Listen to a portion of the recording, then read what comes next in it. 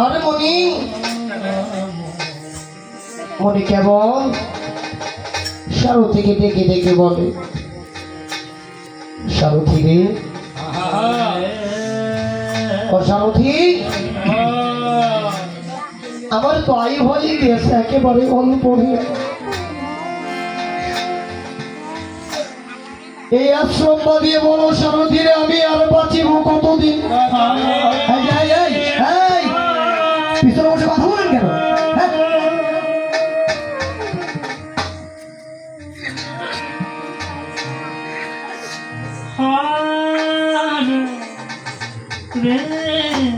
আপনার কি হয় যে উনি মারা গেছে? আপনার কি হয়?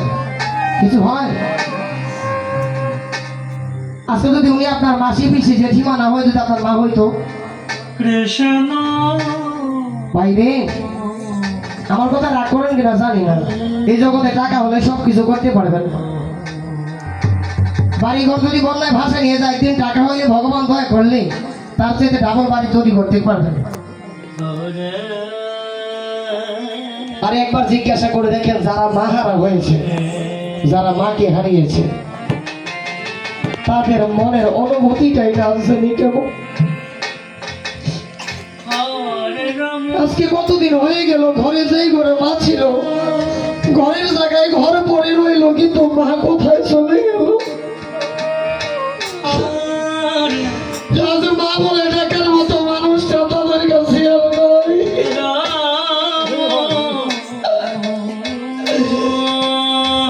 এই যে তিনটা মেয়ে রেখে গেছে, তাদের আছে আদরের মাত্র একটা ভাই।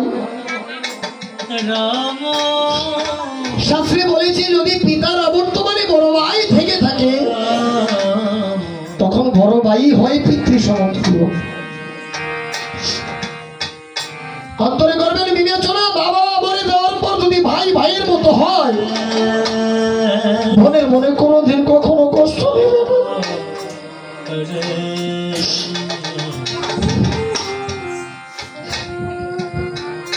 মুনিটাকে বলছে, সারথী রে, আমি কার জন্য আশ্রম করব, কার জন্য বাড়ি করব? আমাকে যে একদিন জলমের মতো বিদায় নিয়ে চলে যেতে হবে রে সারথী।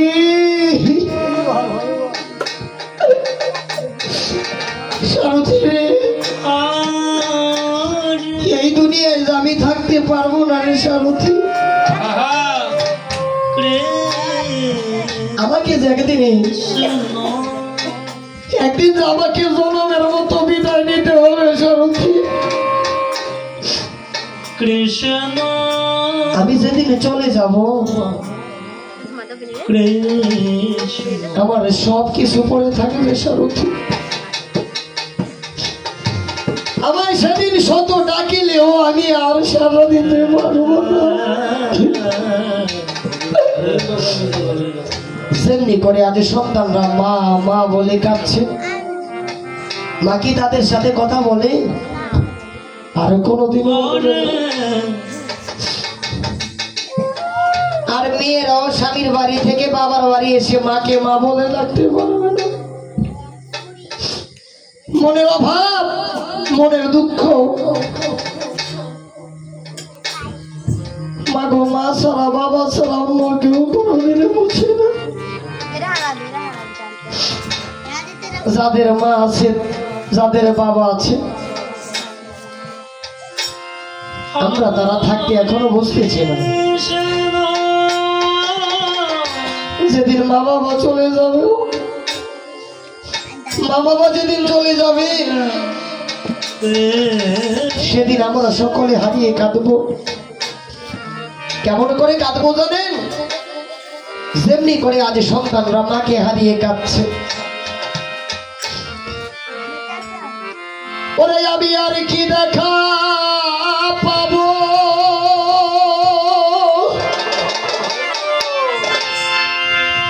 ওরে পাবো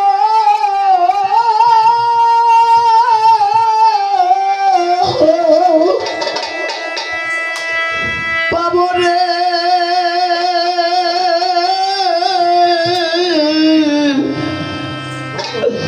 হে জানে যারে হারা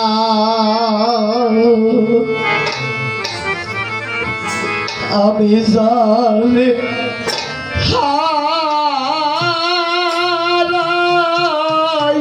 হারাইছি বটে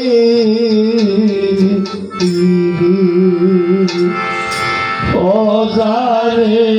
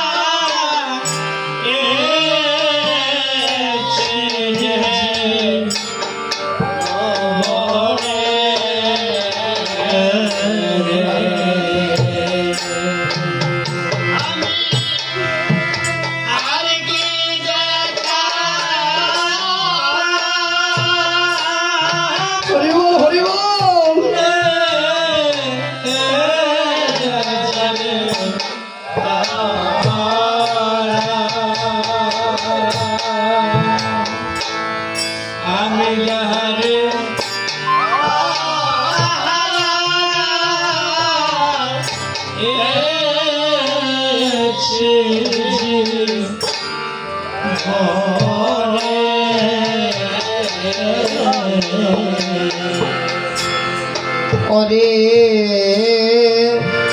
বাদল ঝরা নিষ্ঠুর শ্রাবণ মেঘে টাকা চাঁদ বাদল ঝরা নিষ্ঠুর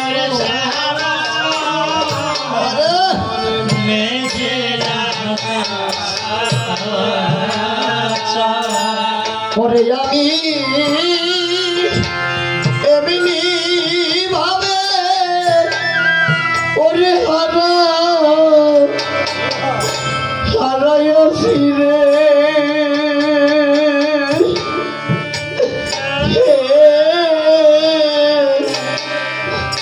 আমার ঘরে সবে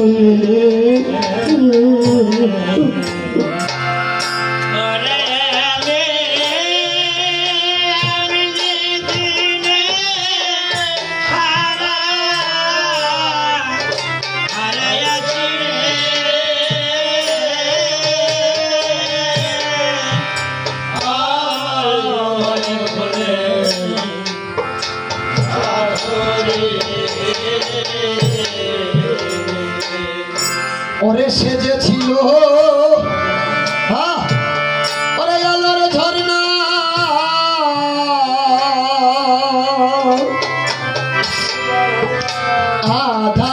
আধারের ছবি গো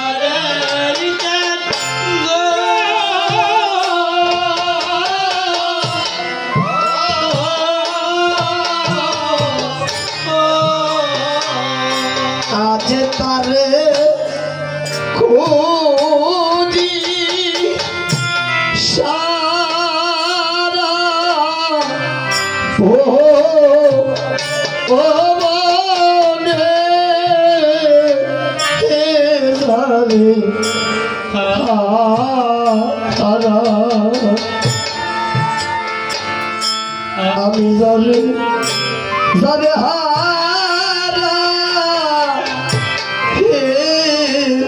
ছেলে বনে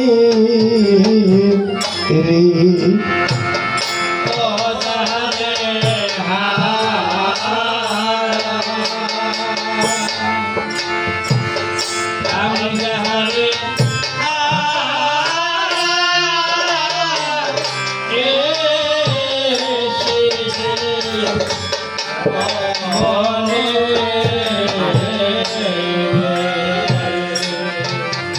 ওরে নদীর গোলভা গিয়া গেলে পরে বালুচ ও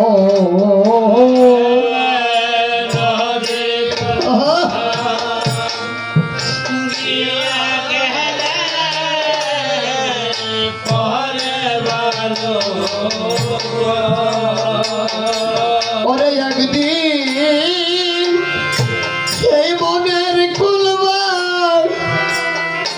গিয়া ভাঙ্গিয়া গেলে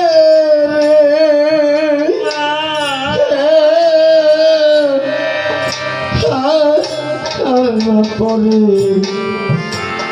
চররে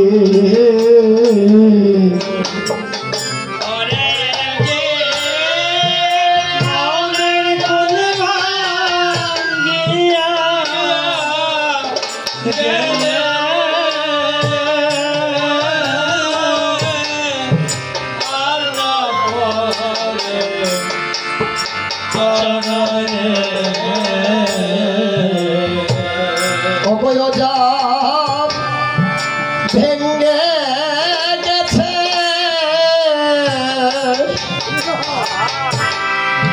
এমন স্বপ্নে ঘরে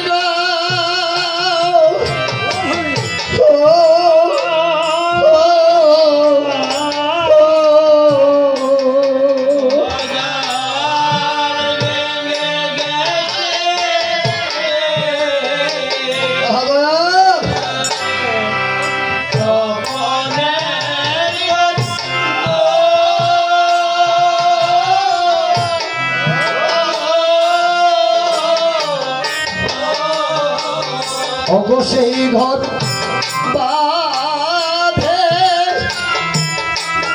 না গো ও হনিবিনে জানে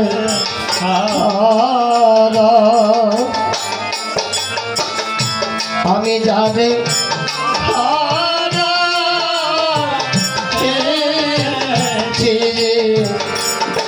মনে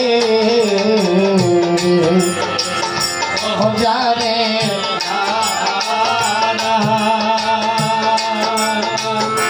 আমি জানি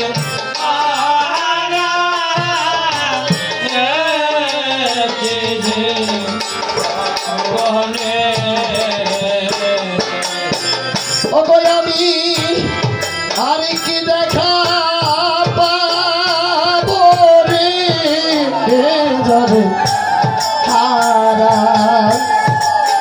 আমি জানি হারা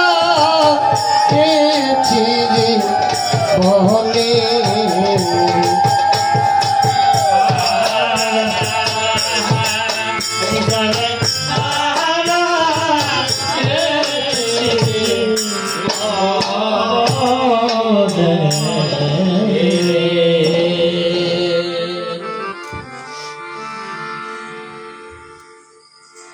এমনি ভাবে সমস্ত সারথী মণিগণকে নিমন্ত্রণ করে তথা হইতে ধীরে ধীরে করেছেন গমন। অযোধ্যার ব্রহ্মমণ্ডলে এসে দিয়েছে দর্শন। অযোধ্যার ব্রহ্মমণ্ডলে সে সমন্ত্র সারথী সাকি হয়ে গেছে। হ্যাঁ, সমুদ্র সারথী এসে মহিলার মাথা পৃষ্ঠ হস্ত দিয়ে রাম জিজ্ঞাসিলেন কথা। শোনেন প্রভু মধুর বচনে, সারথী গো, আজকে নিমন্ত্রণে পেয়েছে আমার 60,000 ব্রাহ্মণে। সারথী ডেকে ডেকে বলতেছে, প্রভু আজ আমি তব আশীর্বাদী, আমি যে নিমন্ত্রণ করে এসেছি 60,000 ব্রাহ্মণ। প্রভু গো, আমি যে একজনও বাকি রাখি নাই। তখন রজনী প্রমাদ হইল সেই অধিততম। আর যজ্ঞে দীক্ষিত হন রাম ভগবান, ক্ষত্রিয় গল ধর্মরাজ করিলেন যে আপনি যজ্ঞে দিতে বসেছেন একখানা বসের আসনে। তাই শুধু ভক্তমন্ডলী মাতৃসজ্জন রামচন্দ্র সবই মাত্র যজ্ঞ করিবার জন্য বসেছেন। এদিকে চায়ের আয়োজন হয়ে গেছে, হরিবল তাই এখন আমরা বিরতিতে যাব। তাই বলবো